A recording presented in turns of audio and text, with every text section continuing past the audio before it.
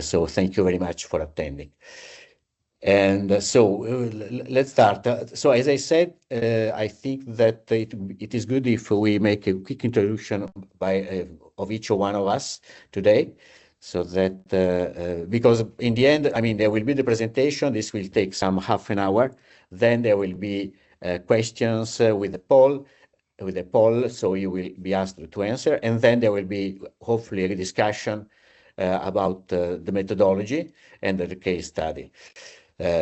So let's introduce one each other. So again, I am Pasquale Mari, I told you, and I work with the Gemelli Hospital and also the Catholic University, which is the coordinator and partner of the project. And my role in the project is to be the project manager. I leave the floor. I ask Anne to introduce yourself. Anne Pasila. Thank you. I am Anne Passila from Finland, LUT University, and I'm a researcher, and my interest is researching and developing participatory method in organizational development and change contexts. Thank you, Anne. Arnaud. Arnaud Menial, working for GAC Group, an innovation consultancy company, and we are responsible for the communication and dissemination of the project. Thank you. Celina Solari. Hi, good morning to everyone. I'm Celina Solari from RINA Consulting. Sorry, I don't know if you can see me. Okay. I'm the project manager regarding the RINA activities. In particular, RINA in the project develop the life cycle assessment, a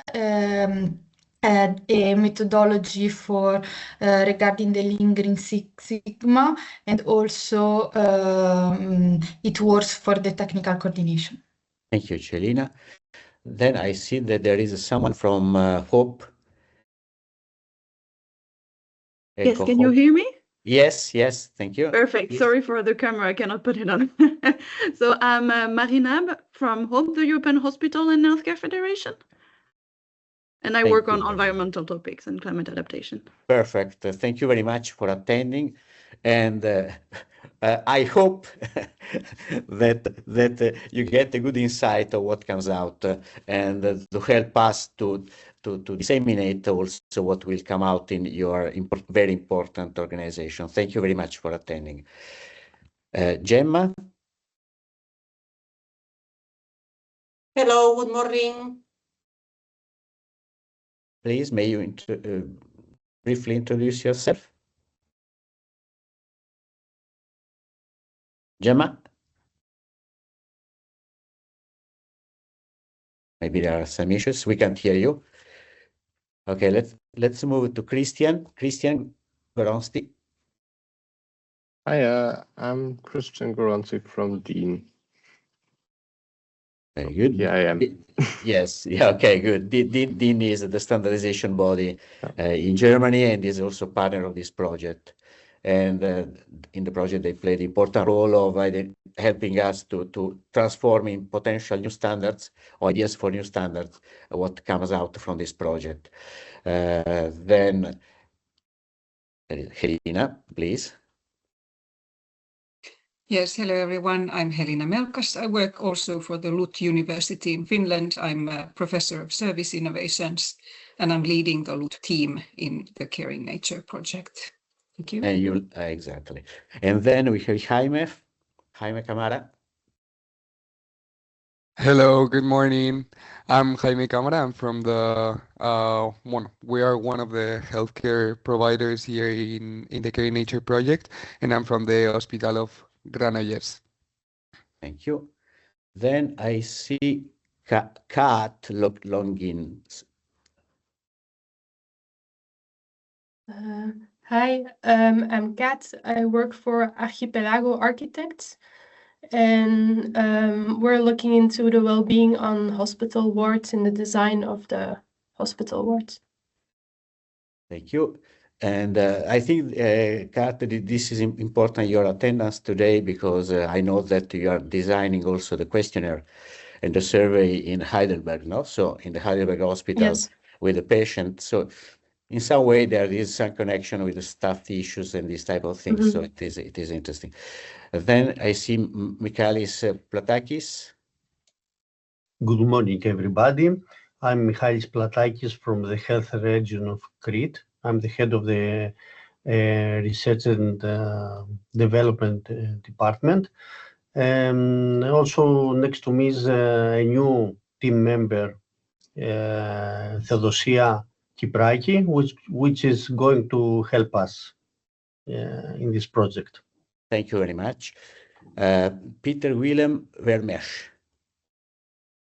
Yes, good morning. I'm Peter Willem from Archipelago, also colleague of CAT, and I also work on the aspect of well-being and user experience and the role of the building in that. So we are indeed involved with this questionnaire on well-being, on the role of the environment. Very good. Okay, thank you very much. Then there is Pietro. Hello, everyone. I'm Pietro Serafino, project manager from IDEA 75. And we work on energy efficiency and comfort and well-being in the indoor environment for the ENER solution. Thank you very much. Then Rica Saurio. Hello, everyone. So I'm working in the Helinas team. So I'm working as a project researcher at LUT and working in this project. Thank you. Merten. Hello, I'm Merten. I'm also working for Dean, like Chris Gorency. Thank you, Merten. And then last, Anni. Good morning, everyone. It's so nice to see all of you. I'm Anni Toivonen, and I work as a project planner in the Sustainable Development team of the Wellbeing Services County of Päijät-Häme, Finland. So we are a healthcare service provider, participant in this Caring Nature project, and we've been co-developing this ENGAGE model together with the researchers of LUT researchers. Okay. Good. So Anni, you can report about, can support Helena when the use case will be described. So if needed. To report also in your period. Yes, she will take care of your presence also. So thank you very much. And now we can start. So I ask Helena to start her presentation. Please, Helena.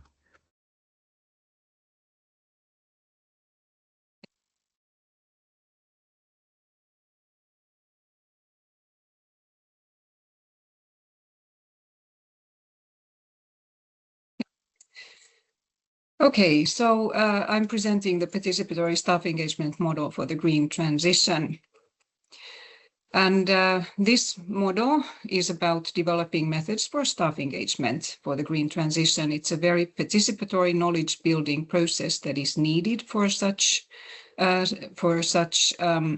developments or such improvements in health and care organizations. The model has 4 components. So the 5th one is then the model itself. And I'm going to go briefly through each of the components on the next slides. And I forgot to say that, yes, I have with me from our team today, Anne, who's going to be involved in the discussion later on, and then Riika, who's taking notes so that we can utilize all the learnings from today's discussion also in refining the model. First of all, ENGAGE works with or focuses on communities of practice as the learning approach. And communities of practice have been defined in the research literature in a lot of different ways, but essentially they emphasize situated learning as an interactive way to engage staff in co-creation of new knowledge. And in this project, a COP refers simply to a group of health and care staff members who are interested in the green transition. They want to advance it in their organizations, and it's also important that they deepen their knowledge and expertise with the help of continuous interaction. So it's not a question of some one-time events, but continuous interaction. As Anni already told, we co-developed with this Engage model with the Wellbeing Services County of Päijät-Häme in Finland, and in particular their staff network for environmental sustainability and the green transition. It's a staff network of environmental partners. And now the model and its participatory methods are being piloted in the communities of practice of 4 other countries, at Granollers, at Gemelli, in Spain, in Italy, and then in Heidelberg in Germany, and then in the 7th Health Region of Crete. And we very much look forward to keeping in touch with the organizations and hearing about their experiences. The key of Engage and its methods is that the COP participants become really the owners of the green transition, so that they feel that they are part of it and they can have an impact with their personal roles. This is an overview of the learning approach of Engage for communities of practice. I'm not going to talk about it. There are many words there that could be explained in detail, but just to emphasize that this is research-based.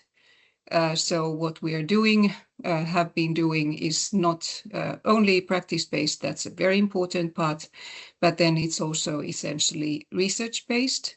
It's based on our team's research during the last 20 years, and then also obviously the research of many others. And participatory methods and facilitation, those are important words, and I'm going to talk about these participatory methods especially a bit more with the help of the next slides. So component number 2 in our work was developing the library of participatory methods. And there are quite many methods in the library, and quite diverse methods. They are tailored to the green transition. In other words, they are described in a way that enables health and care organizations' staff members to use the methods in this context in particular. They are tailored, or they can be used for different phases of a staff engagement process, whether it's a question of idea generation or planning some actions or reflective discussions. And they are also aimed for different kinds of facilitators and other users. So facilitators are the leaders of these staff engagement processes. They are the ones organizing the process and, for instance, recruiting participants and sending invitations and whatever practical details there are, many of those. And as facilitators, people are obviously very different, and that's why there are also diverse methods, so that different kinds of facilitators can choose methods according to their own wishes and needs. Moreover, these methods are aimed at different kinds of use contexts in health and care organizations. These kinds of organizations, they always consist of many different professions, many different work environments, many kinds of services for clients or patients, and so on. And that's also very important. So these methods are not only for some restricted context in a health and care organization. Obviously, the organizations can be very different if it's a question of an individual hospital or, let's say, a regional organization. We have both of those in Caring Nature, and that's very interesting for us. The library is divided into 3 parts according to how these different kinds of methods can change people's perceptions and understanding. What is their potential in that change? So there are so-called paradigm preserving methods. That's the biggest number, and they are useful for any kinds of discussions, but they don't necessarily, or it's unlikely that they would change people's perceptions and understanding about the green transition in a very radical way. Then there are paradigm stretching methods. So stretching, as the word tells, that there is already a lot more potential in changing people's perceptions and understanding about the green transition. And then there are paradigm breaking methods, and those then have the biggest potential or highest potential in changing in really having, leading to bigger changes in people's thinking. And these paradigm breaking methods also, they require more expertise from the facilitator. So paradigm preserving methods are such that they can be quite easily used by anyone. They don't need very much, they don't need, let's say, advanced knowledge and skills related to the method itself. That's also the idea. It's very important that in a library there are methods for different kinds of users. And each of these 30 methods is described with a common structure. You can see the structure on the right-hand side. So there is a very brief introduction, and then it's very practical descriptions concerning what is required, what is the level of difficulty. You can see those on the right-hand side and at the bottom. And time required, is it something that can be implemented in, let's say, half an hour, or does it require a lot more time? What kind of materials are needed? For whom is it useful, or especially useful? What kind of participants? How to use it, when to use it, why to use it, and then also guidance on how to document this, these activities. And as said, it's research-based, so also the roots of the method are briefly described in the method descriptions. And these methods are adaptable to the multifaceted phenomenon of the green transition in healthcare organizations. So, as said, they are not for, let's say, operation rooms only, or not for administration only, but they are adaptable to the needs of the organization and the staff members in question. And I'm just quickly showing what kinds of methods there are. You can just see the names here. Very familiar ones here in this table, so everyone knows what brainstorming is. And but again, I emphasize that it's important to have methods that are easy to use for anyone, too, in addition to other kinds of methods. And then the paradigm stretching methods. You can see the names there, and as said, every method is described with a similar structure, and I will soon tell about where you can find these descriptions. And then the paradigm breaking methods. And these require a lot more from the facilitator or facilitators, and they really challenge traditional ways of knowing and understanding, and are creative methods. Component number 3 in our work is the guidelines for applying these participatory methods. So it's a kind of a facilitator's manual. And these guidelines, they serve both the piloting of the model in the other countries, in work package 6 of the project, and then they also serve any kinds of users after the end of the project. So for us, it has been very important to think about the sustainability of the model so that it is usable also beyond the lifetime of the project. by anyone who finds it useful. And these guidelines, they contain brief materials that serve an introductory and inspirational purpose. So there is a background description, and then there are introductions to participatory staff engagement from different perspectives, research-based ones, but then also a description or introduction to this community of practice thinking.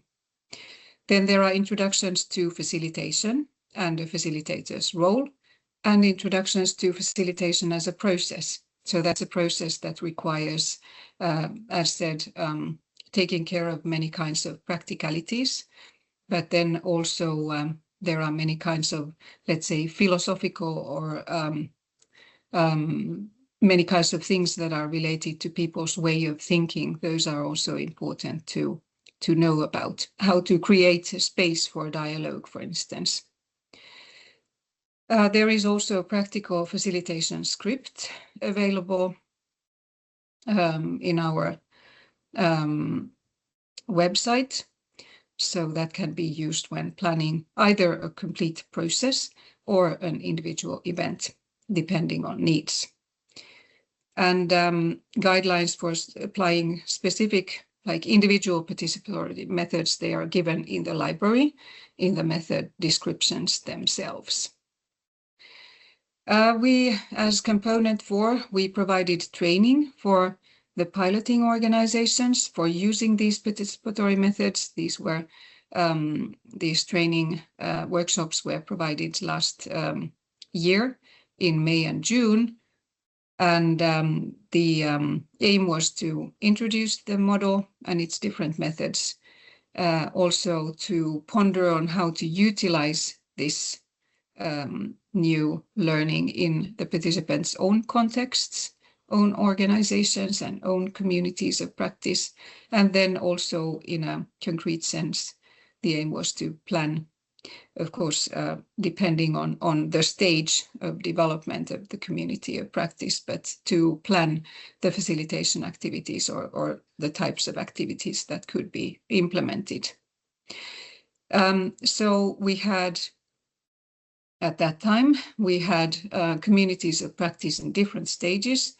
So they were emerging or evolving ones, and they are solutions driven. So they don't focus on one topic only. They don't focus only on, let's say, waste management or telemedicine, but there are different topics, and this is also very interesting. We had a total of 48 participants in the trainings workshops, and they consisted of really learning by doing things together and using these participatory methods. Some of them, obviously, we didn't have time to go through all 30 methods in that time. And there was a lot of interaction as well. The structure was the same in all countries, but there were many adapted elements so that we could kind of grab the momentum in these each organization. And we also emphasized very much that contextualization is key in using the engaged model. So in each validating organization or any organization using the engaged model after the end of the project, everything needs to be contextualized so that the starting point is the needs of the organization, the staff of the organization and their needs. And so there are no one size fits all kind of solutions here. The compiled engaged model, so we compiled it in the form of a website so that it is there even when the project is no longer there, so you can find it easily. And it describes what participatory staff engagement is and how it can be facilitated by whom. And then there is this library of participatory methods. And there will be also sections concerning what kind of experiences have been gained. And in the organizations that are using the model and how these kinds of new staff engagement practices can be sustainably embedded. So that'll be forthcoming when possible, according to the timeline of the project. As said, this is aimed for different users, particularly different users in the health and care organizations, but including managers, but then also others. So we think that it can be useful for educators, for instance, or let's say international organizations or something like that, or decision makers. The method descriptions are also downloadable and printable, and when the model is being fine-tuned, we will add materials to the website as well. And here you have the QR code.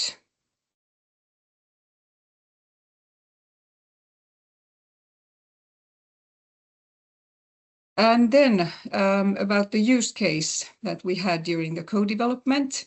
So we were very privileged to be able to work with the Wellbeing Services County of Päijät-Häme and their community of practice, their network of environmental partners, because it's a very interesting network. And it was already existing. So it was a really good starting point for our work. We could truly progress towards testing of the methods. So this network is multi-professional, and it was established as part of this county's environmental program. It's a very comprehensive environmental program. I don't have time to talk about that, but it's important to note that this network actually belongs in the county's organizational structure. And it's multi-professional in the sense that there are people from different service units of the county, elderly care, administration, IT services, and so on. And then these people don't necessarily work together. They come from different parts of the larger geographic area. And they have also very different educational backgrounds and so on. They meet regularly, so this was already going on before we started the co-development within Caring Nature. And importantly, each of these partners, they can devote 1 day of their working time per month to environmental activities. So it's not a hobby of some sort, but they actually can do that work in their working time. And again, this was also a very fruitful basis for the co-development. They're very motivated to do this work of communicating and training and motivating their supervisors and colleagues for environmentally friendly choices. Here you can see a visualization of the co-development process. It ended last spring, and the aim of the workshop series was to support the identity of these environmental partners and empower them in their role. It was also important to build up trust and interaction. As said, they were already meeting, but their meetings were online, and they hadn't met face-to-face before this co-development process. And then there was co-creation of knowledge in the network.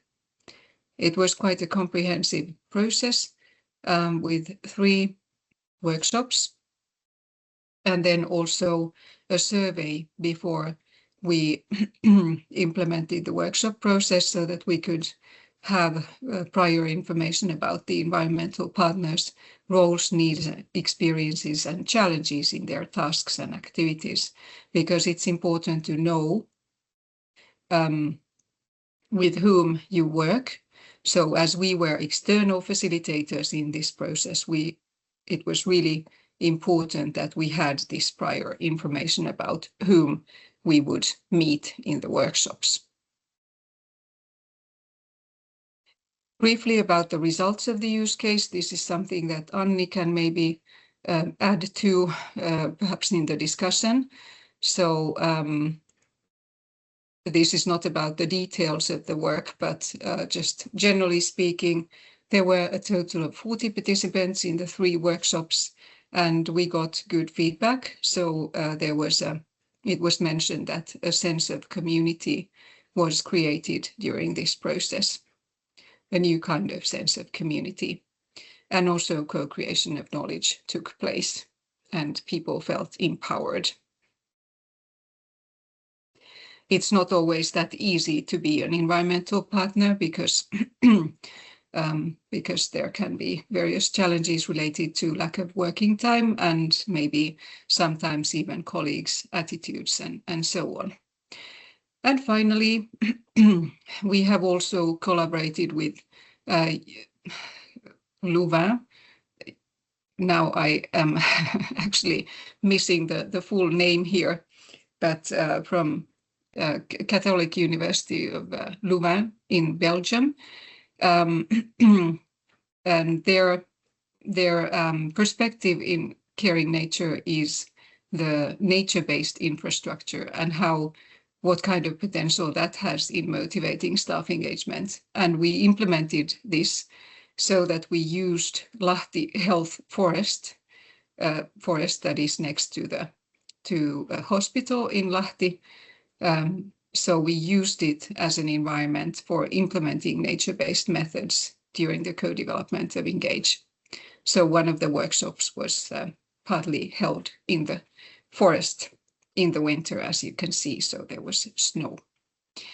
And so the next steps, we are supporting the piloting and validation of the model in the other 4 countries. And as said, the model will be then fine-tuned with the help of these learnings.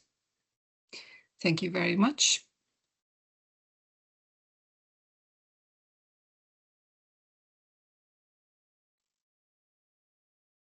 I give the word to Pasquale. Thank you. Thank you, Elina.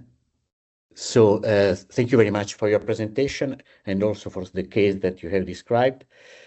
And based on this presentation, I ask everyone now to participate to the poll that we are doing. So you receive some questions, and we ask you to answer. So please, Arnaud, manage it. So explain us what we have to do. We have just to click, huh? Yeah, can you see it on the screen? Normally it appears on the screen or in the chat section. So yes. You will have... Yes. Yeah, okay. Okay, Thank so you. You will have... Yeah, please go. Yeah, go ahead, Pasquale. No, yes. Now there is a sentence, and then you are asked whether you agree, how much you agree with this sentence. So the first sentence is about development and use of participatory methods, such as those in Engage model, can strengthen interaction and cross-professional knowledge sharing among communities of practice of health and care staff for the benefit of the green transition. So based on the methodology that has been illustrated, what is your perception about this, considering what you have heard? So please participate to this.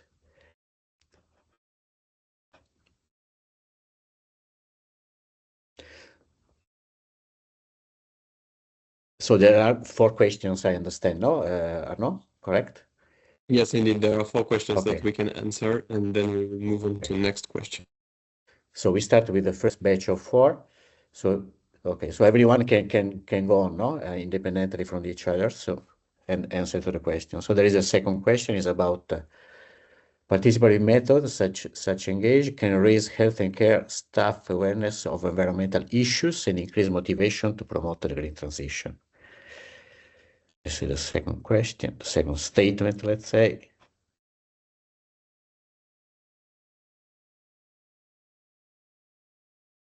Yeah, the third question is about the flexibility, no, and the usability in many contexts.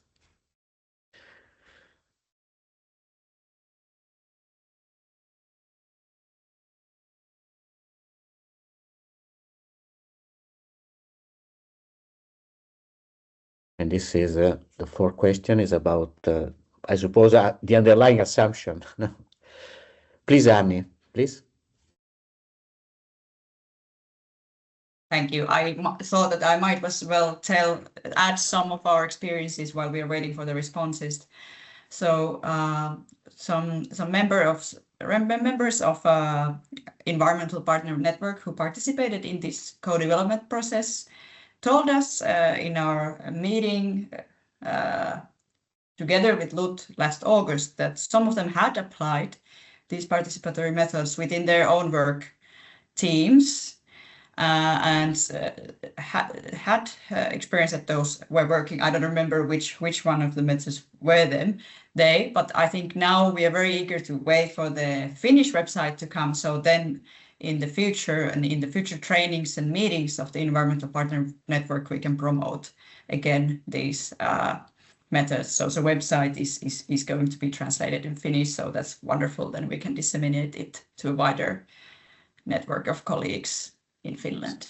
So you are uptaking, and you are uptaking it as a normal practice for facilitating. Yes, I think that's the goal, to promote those within our good. growing environmental partner network and also in the national networks. Very good. Mm-hmm. Okay, so Arnaud, so this was the first batch of questions, or that's all? Yes, exactly. I don't know if you want to comment, or if Elina or Anne want to comment. Let me understand, there is another batch after this, another series of questions? Yes, after this there are 3 open questions. Okay, so let's show please show the results of can you show the results of the poll that we have just done? Yes, you can click on envoyer when you have done. Yes, when you have answered. Okay, I hope. Otherwise, I can share my screen. Yes, and once it is done, then the final result. You will have access to the results. Sorry?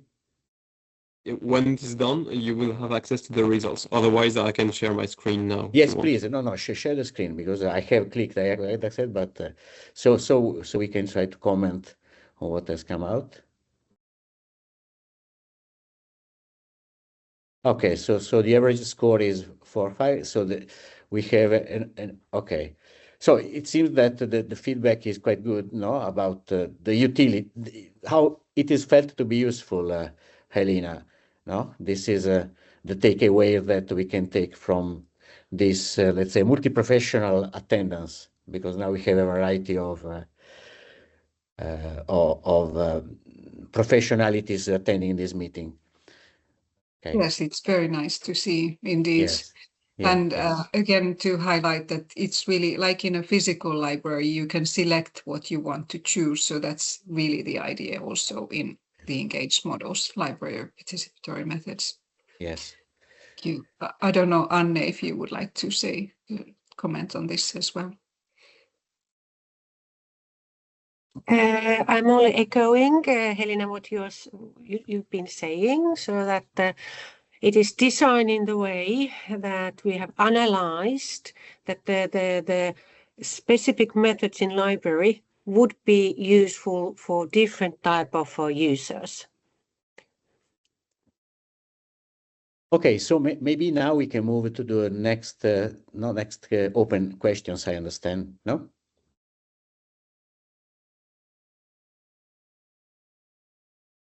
Okay, so Arnaud, if you can. So these are open questions. Okay. So how many questions are there? This is the first one, and then we push envoyer. So what do you consider to be the best practices for disseminating internal expertise within healthcare organization, learning from each other about environmental issues and green in transitions? Okay. Maybe I can clarify please, that please. This can be anything that you have in your mind. So it doesn't need to be like anything related to the engaged model, but any kind of. Yes, absolutely. So it could be, for instance, it could be to attend conferences, or for instance, no? Yeah, that's also fine. Like yeah, anything you wish to.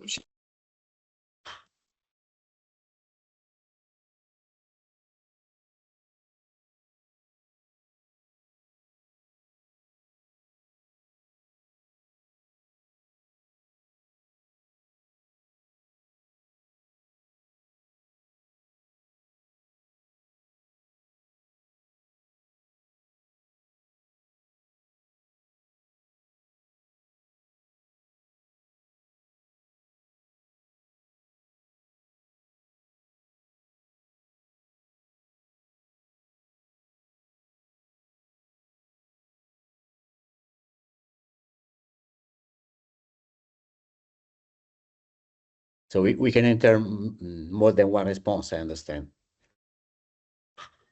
Yeah, no? Yes, indeed. Yeah, indeed. Yes. Yeah. You can write as many answers as you want. Mm-hmm.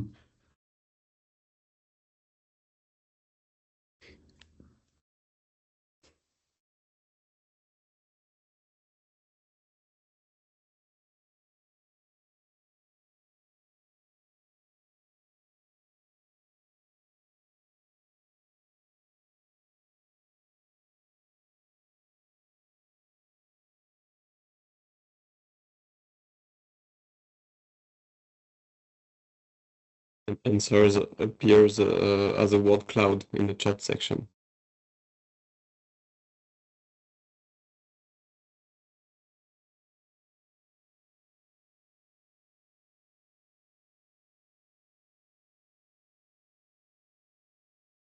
It is also possible to do it there. Okay.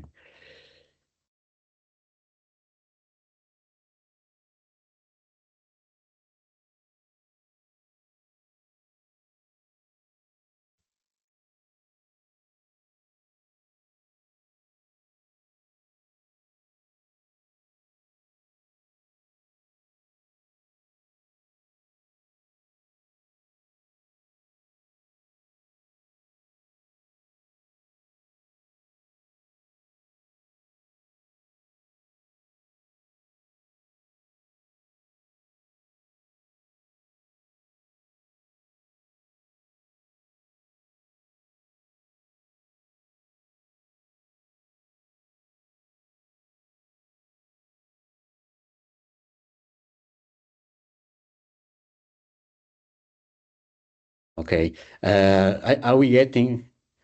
Okay. Maybe we can see what has come out so far, Arnaud?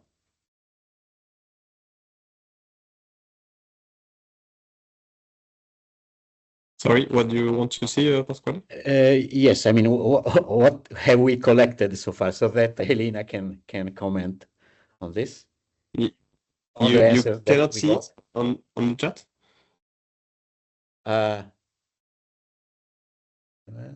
On the polls section, normally it appears for everyone. Sorry, where is it? What should? Okay. I ask Helena if she can go through the answers. Personally, I sorry for this, but I cannot. Okay, no, I will try to share it. Otherwise, you can share, and so we can. Yeah, I will share it. Thank you. I can see them, but then I can't comment at the same time. Yes. Okay, good.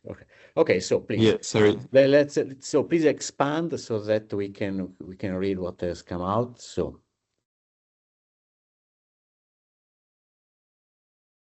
this is the column. Please expand even more. Yeah. Thank you very much.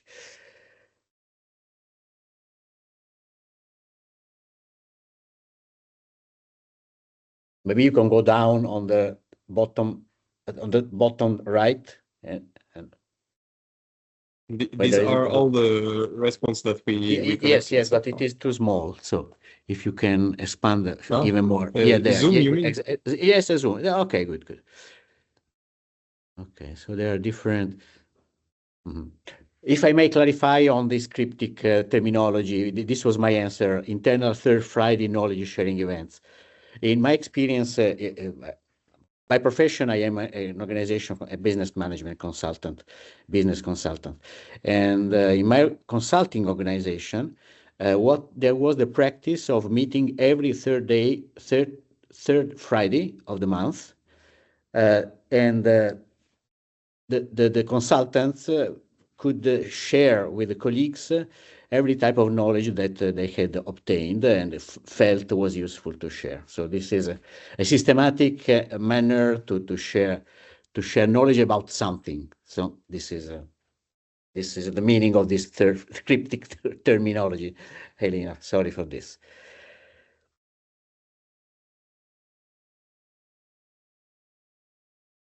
Sorry, I was muted. Yes, that's very good because it's essentially, it's very important that the interaction is continuous so that it's not like one event now and then another maybe in half a year, but it's more frequent and continuous. That's important for the staff engagement.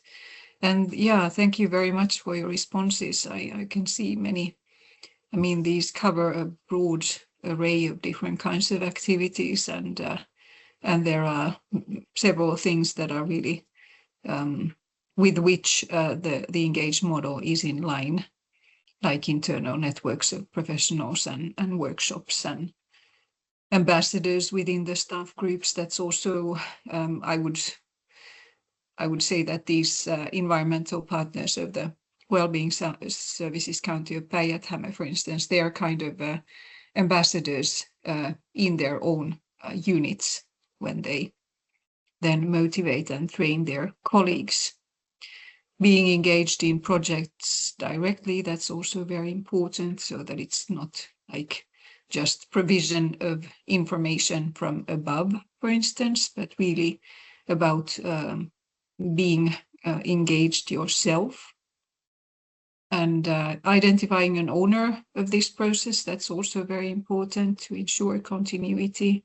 Absolutely, yes. Very, very good to see these. Thank you very much. Anne, yes, Anne, please. Yes, thank you.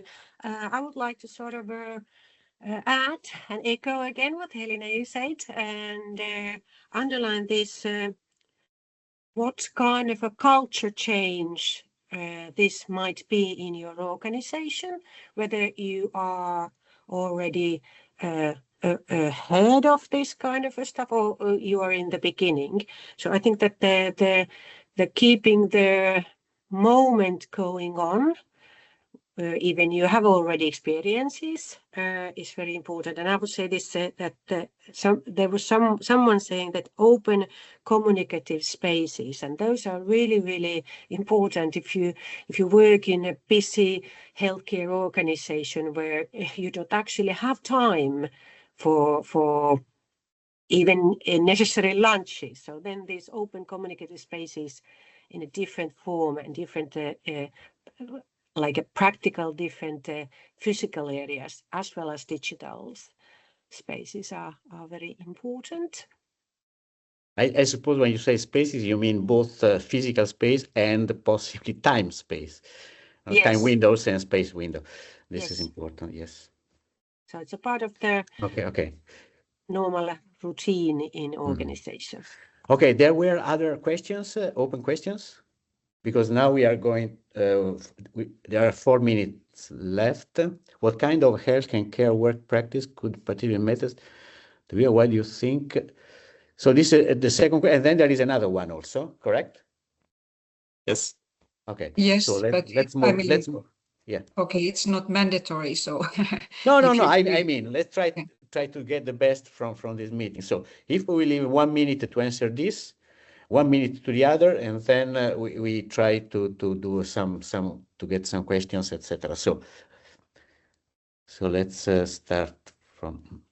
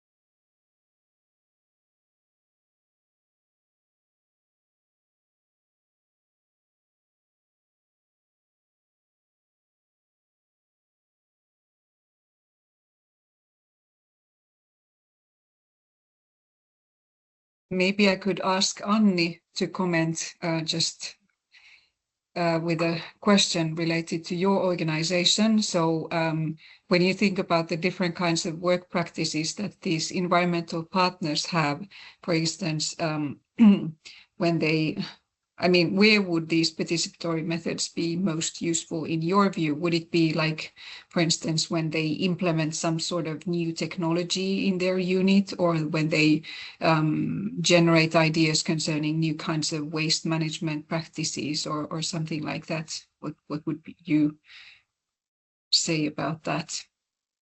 Well, at least what I've heard from the environmental partners, their experiences within their own work teams, many have mentioned that they have some regular meetings within their teams, and sometimes if there's space in the agenda, they have involved subjects to discuss that are connected to the environmental partner work, and also those are good situations to do some kind of development, like applying these methods together as a team. But also, I was thinking there might be some quarter planning meetings, depending on the kind of work organization where you're working on, because of course within a healthcare organization there are very many different, like the work of nurses, for example, might be very different to some other professionals. So the time could be a good question, but sometimes if there are some team building days, those could also be good moments to create something new, try some new methods. Yes, thank you. This is very good to hear. Sorry, before I close, I'd like to ask the representative from Hope, if you want, to share with us your thoughts about this method.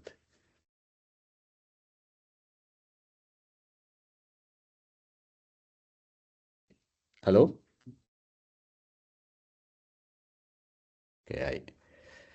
Okay, so let's, I don't know, there is another question and then we close.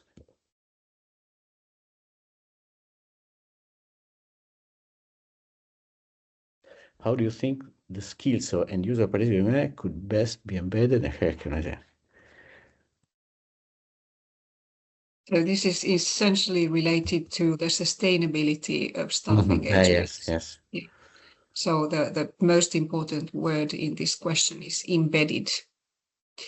How can it become part of like normal life in these organizations?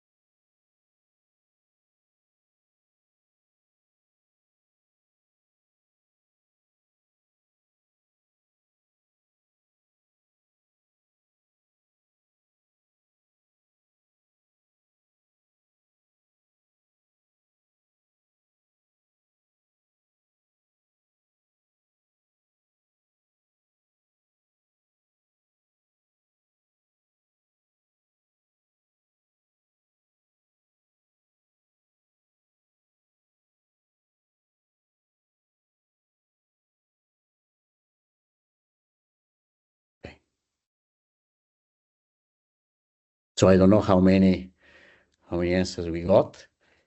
Anyway, we are 1 minute after the planned end of the meeting. So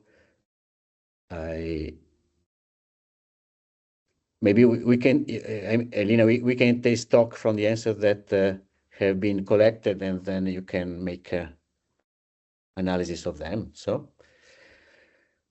And there are 4 responses already to this one too. So many thanks for your responses. Okay, good. So we have some responses. Maybe we can wait for other 30 seconds for other answers, and then we can take the final conclusions of this.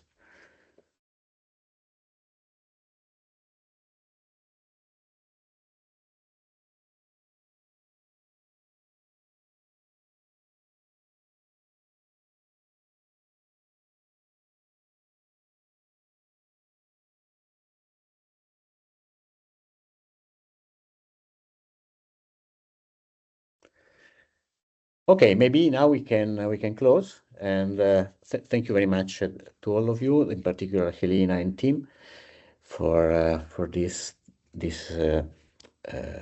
presentation. And we also have some material to be used, no, for, in particular, your presentation maybe can be extracted, no, or no, to make Yes, to be definitely. used in Tube or in our website, etc. Okay, good. So thank you very much again, and bye bye to everyone. Unless there are questions or points to raise. No, I suppose no. Okay, thank you. Bye bye to everyone. Thank you. Thank you. Bye. Bye. Thank you. Bye bye. Thank you. Goodbye.